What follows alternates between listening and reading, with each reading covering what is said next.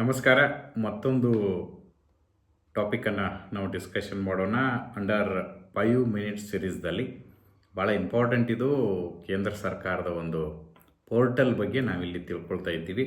That is E Shram portal. E ಶ್ರಮ portal ಅಂತ ಕರಿತೀವಿ. ಇದನ್ನು ಇ ಶ್ರಮ ಯೋಜನೆ ಅಂತಲೂ ಕೂಡ ದಿನಪತ್ರಿಕೆಗಳಲ್ಲಿ ಕರೀತಾರೆ. ಏನಿದು ಯೋಜನೆ? ಇದು ಕಾರ್ಮಿಕ ಮತ್ತು ಉದ್ಯೋಗ ಇಲಾಖೆಯ ಅಧೀನದಲ್ಲಿ ಬರತಕ್ಕಂತಹ ಒಂದು ಪೋರ್ಟಲ್ ಆಗಿದೆ. 2022ನೇ ಇಸ್ವಿಯಲ್ಲಿ ಈ ಪೋರ್ಟಲನ್ನು ಲಾಂಚ್ ಮಾಡಲಾಗಿದೆ.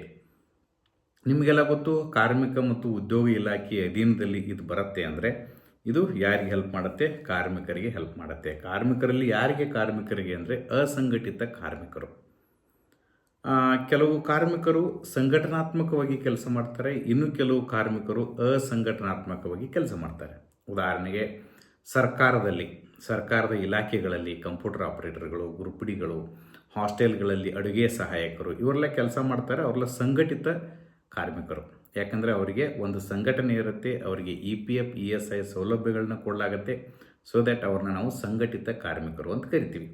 ಇನ್ನು ಕೆಲವೊಬ್ಬರು ಕಾರ್ಮಿಕರು ಇರ್ತಾರೆ, ಅವರು ಅಸಂಘಟಿತ ಕಾರ್ಮಿಕರು ಅಂದರೆ ಅವರು ಸ್ವಂತ ಉದ್ಯೋಗಗಳನ್ನ ಮಾಡ್ತಿರ್ತಾರೆ. ಉದಾಹರಣೆ ಕ್ಷೌರಿಕರಿರ್ತಾರೆ, ಅಥವಾ ಭೂರಹಿತ ಕಾರ್ಮಿಕರಿರ್ತಾರೆ, ಸಣ್ಣ ಅಥವಾ ಅತಿ ಸಣ್ಣ ರೈತರಿರ್ತಾರೆ, ಕ್ಷೌರಿಕರಿರ್ತಾರೆ, ಹಮಾಲರಿರ್ತಾರೆ, ಟೇಲರ್ ಇರ್ತಾರೆ, ಬೀದಿ ಬದಿ ವ್ಯಾಪಾರಸ್ಥರು ಇರ್ತಾರೆ, ಪಶು ಸಂಗೋಪನೆಯನ್ನು ಮಾಡೋರು ಇರ್ತಾರೆ. ಇವರೆಲ್ಲರೂ ಕೂಡ ಅನ್ಆರ್ಗನೈಸ್ಡ್ ಅಂತ, ಅಸಂಘಟಿತರು ಅಂತ. ಎಲ್ಲೂ ಕೂಡ ರಿಜಿಸ್ಟರ್ ಮಾಡಿಸಲ್ಲ. ಇವರು ಆವತ್ತೇ ದುಡಿಬೇಕು, ಆವತ್ತೇ ತಿನ್ನಬೇಕು ಅಂಥ ಪರಿಸ್ಥಿತಿಯಲ್ಲಿ ಇರತಕ್ಕಂಥವ್ರಿಗೆ ನಾವು ಅಸಂಘಟಿತ ಕಾರ್ಮಿಕರು ಅಂತ ಕರಿತೀವಿ. ಇವ್ರನ್ನ ಉದ್ಧಾರ ಮಾಡೋ ಸಲುವಾಗಿ ಕೇಂದ್ರ ಸರ್ಕಾರ ಈ ಶ್ರಮ ಪೋರ್ಟಲನ್ನು ಲಾಂಚ್ ಮಾಡಿದೆ 2022ದಲ್ಲಿ. ಈ ಒಂದು ಪೋರ್ಟಲ್ನಲ್ಲಿ ಇವರೆಲ್ಲರೂ ಕೂಡ ಏನು ಮಾಡ್ಬೋದು? ರಿಜಿಸ್ಟ್ರೇಷನನ್ನು ಮಾಡ್ಕೋಬಹುದು. ಆದರೆ ಒಂದು ಕಂಡೀಷನ್ ಇದೆ. EPF ಮತ್ತು ESI ಯಾರು ರಿಜಿಸ್ಟರ್ ಆಗಿದಿರಲ್ಲ ಅವರು ಈ ಒಂದು ಪೋರ್ಟಲ್ನಲ್ಲಿ ರಿಜಿಸ್ಟರ್ ಮಾಡ್ಕೊಳ್ಳೋದಕ್ಕೆ ಅವಕಾಶಗಳು ಇಲ್ಲ. ನಿಮಗೆಲ್ಲ ಮತ್ತೊಂದು ವಿಷಯವನ್ನು ತಿಳ್ಕೋಬೇಕು. EPF ಮತ್ತು ESI. EPF ವಿಸ್ತರಿಸಿ ಎಂಪ್ಲಾಯೀಸ್ ಪ್ರಾವಿಡೆಂಟ್ ಫಂಡ್ ಅಂತ ಕರಿತೀವಿ. ESI ಅಂದರೆ ಎಂಪ್ಲಾಯೀಸ್ ಸ್ಟೇಟ್ ಇನ್ಶೂರೆನ್ಸ್ ಅಂತೇಳಿ ಕರಿತೀವಿ. ಅದು ಎರಡು ಸಪ್ರೇಟ್ ಚಾಪ್ಟರ್ ಮಾಡಿಕೊಂಡು ತಾವು ಓದಬೇಕು. UPSC ಮತ್ತು KPSCಯಲ್ಲಿ ಅದು ತುಂಬ ಅನುಕೂಲಕರ.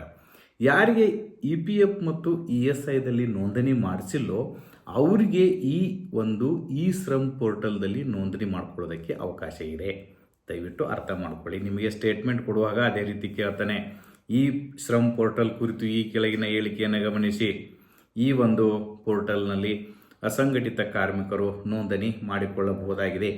ಎರಡನೇ ಸ್ಟೇಟ್ಮೆಂಟ್, ಈ ಒಂದು ಪೋರ್ಟಲ್ನಲ್ಲಿ EPF ಮತ್ತು ESI ದಲ್ಲಿ ನೋಂದಣಿ ಆದವರಿಗೆ ಇಲ್ಲಿ ಪೋರ್ಟಲ್ನಲ್ಲಿ ನೋಂದಣಿ ಮಾಡಿಕೊಳ್ಳೋದಕ್ಕೆ ಅವಕಾಶ ಇರುವುದಿಲ್ಲ. ಈ ಒಂದು ಪೋರ್ಟಲ್ನಲ್ಲಿ ನೋಂದಣಿ ಮಾಡಿಕೊಂಡಿರ್ತಕ್ಕಂತಹ ಅಸಂಘಟಿತ ಕಾರ್ಮಿಕರಿಗೆ ಅವರು ಏನಾದರೂ ಮರಣ ಹೊಂದಿದರೆ ಅವರಿಗೆ 2 ಲಕ್ಷ ರೂಪಾಯಿಗಳ ಇನ್ಶೂರೆನ್ಸನ್ನು ಕೊಡಲಾಗತ್ತೆ. ನೋಡಿ, ಇದು ಸರಿಯಾದದ್ದು ಉತ್ತರ. ಜೊತೆಗೆ ಅವರು ಏನಾದರೂ ಭಾಗಶಃ ಅಂಗವಿಕಲರಾದರೆ ಅವರಿಗೆ 1 ಲಕ್ಷ ರೂಪಾಯಿಗಳನ್ನು ಪರಿಹಾರ ರೂಪದಲ್ಲಿ ಜಸ್ಟ್ ರಿಜಿಸ್ಟ್ರೇಷನ್ ಮಾಡಿಕೊಂಡ್ರೆ ಕೊಡಲಾಗತ್ತೆ. ಜೊತೆಗೆ ಈ ಒಂದು ಪೋರ್ಟಲ್ನಲ್ಲಿ ನೀವು ರಿಜಿಸ್ಟರ್ ಮಾಡಿಕೊಂಡ್ರೆ, ಒಂದು ವೇಳೆ ನೀವೆಲ್ಲರೂ ಕೂಡ ಅಸಂಘಟಿತ ಕಾರ್ಮಿಕರು 21 ವರ್ಷ ಆದಮೇಲೆ ನೀವೆಲ್ಲ ಅಸಂಘಟಿತ ಕಾರ್ಮಿಕರೇ ಅಂತ ತೋರಿಸ್ಬೋದು. ಯಾಕಂದರೆ ಲ್ಯಾಂಡ್ಲೆಸ್ ಎಂಪ್ಲಾಯೀಸ್ ಇರ್ತೀರಿ, ಕೆಲವೊಬ್ಬರು ಸಣ್ಣ ಮತ್ತು ಅತಿ ಸಣ್ಣ ರೈತರು ಕೂಡ ಆಗಿರ್ತೀರಿ. ನೀವು ಇದನ್ನು ರಿಜಿಸ್ಟ್ರೇಷನ್ ಮಾಡ್ಕೊಂಡ್ರೆ ನಿಮಗೊಂದು ಕಾರ್ಡ್ ಕೊಡ್ತಾರೆ. ಆ ಕಾರ್ಡ್ನಲ್ಲಿ 12 ಅಂಕಿಗಳ ಒಂದು ಸಂಖ್ಯೆ ಇರುತ್ತೆ. ನಿಮ್ಗೆ ಈಗಾಗಲೇ ಕನೆಕ್ಟ್ ಮಾಡ್ಕೊಳ್ಳಿ. ಆಧಾರ್ ಸಂಖ್ಯೆ ಕಮೆಂಟ್ ಬಾಕ್ಸಲ್ಲಿ ಕಮೆಂಟ್ ಹಾಕಬೇಕು. ಆಧಾರ್ ಕಾರ್ಡ್ಗೆ ಎಷ್ಟು ಸಂಖ್ಯೆಗಳಿದೆ? ಇವತ್ತಿನ ಕಮೆಂಟಿನ ಕ್ವಶನ್. ಅದೇ ರೀತಿ ಈ ಒಂದು ಇ ಶ್ರಮ್ ಏನು ಕಾರ್ಡ್ ಬರುತ್ತಲ್ಲ ಅದಕ್ಕೆ 12 ಅಂಕಿಗಳ ಒಂದು ಏನಿರುತ್ತೆ ನಿಮಗೆ ಸಂಖ್ಯೆಯನ್ನು ಕೊಡ್ತಾರೆ.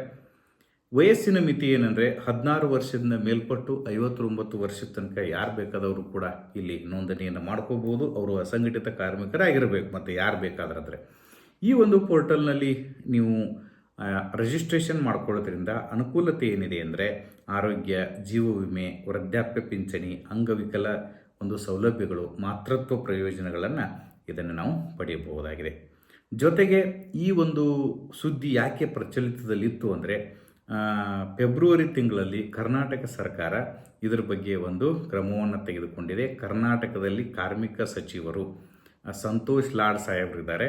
ಅವರು ಕರ್ನಾಟಕದಲ್ಲಿ 1 ಕೋಟಿ ಜನ ಈ ಒಂದು ಇ ಶ್ರಮ್ ಪೋರ್ಟಲ್ನಲ್ಲಿ ನೋಂದಾಯಿಸಿಕೊಂಡಿದ್ದಾರೆ ಅಂತ ಹೇಳಿದ್ದಾರೆ. ಅವರಿಗೆಲ್ಲರಿಗೂ ಕೂಡ ಸೌಲಭ್ಯಗಳನ್ನ ಕೊಡೋದಕ್ಕೆ ನಾವು ತಯಾರಿದ್ದೀವಿ ಅಂತಕ್ಕಂಥ ಒಂದು ಸ್ಟೇಟ್ಮೆಂಟನ್ನು ಕೊಟ್ಟಿರೋ ಪ್ರಯುಕ್ತ ಇದು ನ್ಯೂಸ್ ಪೇಪರ್ದಲ್ಲಿ ಮಾಹಿತಿ ಬಂದಿತ್ತು.